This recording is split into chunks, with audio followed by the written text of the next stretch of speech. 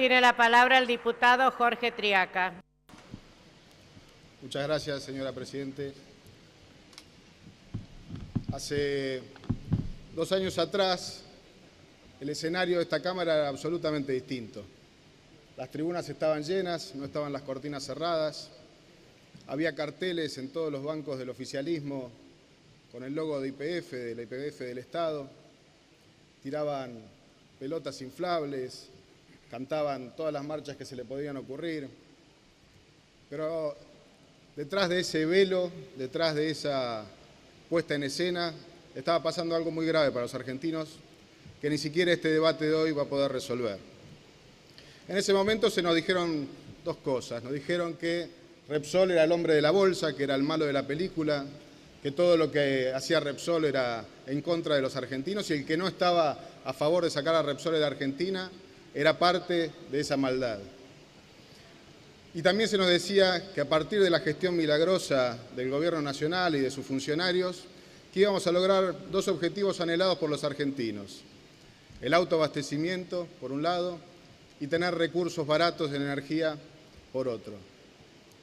A poco de andar, nos dimos cuenta que eso no fue así. Quizás algunos nos dimos cuenta antes que otros. Cuando fue la votación misma, ya lo habíamos planteado en ese momento. Otros tardaron más en darse cuenta, algunos hasta acompañaron con su voto. Pero me parece que lo que nunca se discutió es la política energética en la Argentina. Y me parece que esa es la gran carencia que tenemos que discutir. La política energética incluye a YPF, pero también incluye a otras empresas.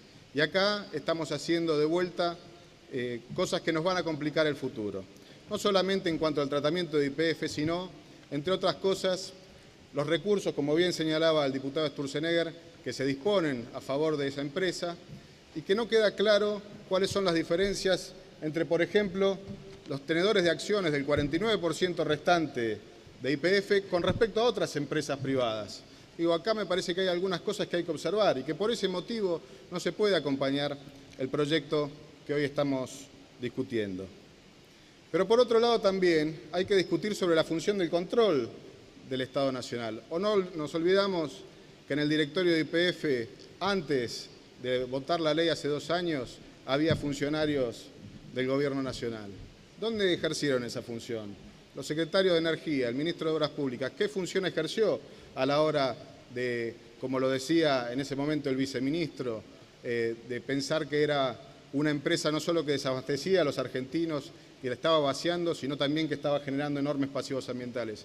Me acuerdo, como si fuera hoy, cuando mostraban las fotos de esos pasivos ambientales, que eran las mismas fotos de los reclamos de los gobernadores contra los gremios petroleros por algunos destrozos que se habían pasado en algunas manifestaciones. Entonces, había en ese momento una incongruencia y la sigue habiendo ahora.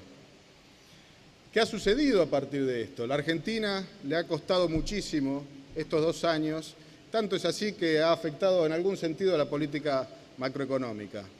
La necesidad de conseguir dólares para resolver algunas de las cosas que hemos vivido en los últimos 4 o 5 meses, sin duda tienen que ver con haber hecho parte de estas cosas mal. Litigios, problemas de financiamiento, destrucción de otras industrias. Miren, ahora acaba de entrar el proyecto sobre el tratamiento del biodiesel. El biodiesel se nos cerró la posibilidad de vender biodiesel, parte por lo que hicimos con Repsol.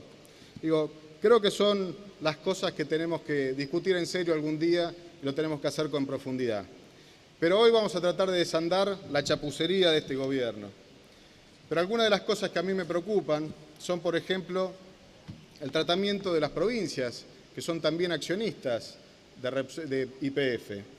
¿Cómo va a ser el procedimiento que deberán seguir las provincias para acceder a su porcentaje del paquete accionario?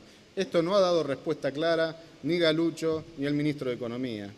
¿Cuáles son los alcances del acuerdo federal para la implementación de la ley 26.741? Tampoco hubo respuesta a eso. Los gobernadores, muchos de ellos cercanos al oficialismo y otros aliados al oficialismo, ahora salen a decir que no van a pagar en efectivo o endeudar sus provincias para pagar el acuerdo. Y cuando lo avalaron, ¿en qué estaban pensando? ¿O acaso se les prometió alguna cosa que nosotros desconocemos? Son algunos de los temas que me parece que tenemos que dar discusión. O como en su momento el diputado Recalde hacía mención a los pasivos ambientales, y yo creo que también tenemos que analizar con profundidad todas estas cuestiones, como lo señalaba recién el diputado Sturzenegger. La nafta grado 2, a momento de la privatización, estaba en 4 pesos con 82 centavos. Hoy está en más de 11 pesos. Y me parece que este es el resultado más claro y más tajante que deja la gestión del gobierno y de sus funcionarios en Repsol YPF, en YPF, perdón. Me parece que estas son las consecuencias que nosotros tenemos que mirar y no podemos dejarlo de lado. Por último, y también para hacer mención al actual presidente de YPF, a Galucho, elaboró un comunicado de prensa en el que le resaltaba que YPF alcanza la mayor tasa de reemplazo de las reservas en los últimos 14 años con un 158%. Es decir, que tenía 589 millones de barriles de reservas y que en el ejercicio se le iban 107 millones. Por extensiones de áreas y nuevos descubrimientos se incorporaron 40 millones. Es decir, que no alcanza a reemplazar esos 107 millones. 105 millones de barriles se incorporan por revisiones de estimaciones anteriores, lo cual representa el 72,4% de las reservas incorporadas en petróleo. ¿Acaso se planea seguir, entonces, con el aumento de los precios de expendio para sostener las cuentas de la compañía? Porque claramente no es a través de la gestión de reservas que lo vamos a hacer. Me parece que estas son algunas cosas. Y la última pregunta que quisiera hacer es, este libro hermoso que el año pasado nos distribuyeron a todos los diputados, en donde se planteaba claramente los discursos que había aquí, las posiciones y demás, y había tantas cosas que señalaban desde el oficialismo sobre la soberanía energética y demás. No solo nos salió la imprenta de este libro, sino nos salió 5.000 millones de dólares más que tienen que pagar los argentinos.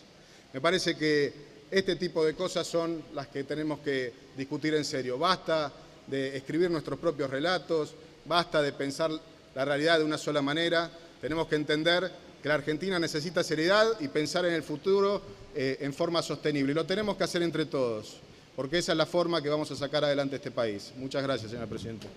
Muchas gracias.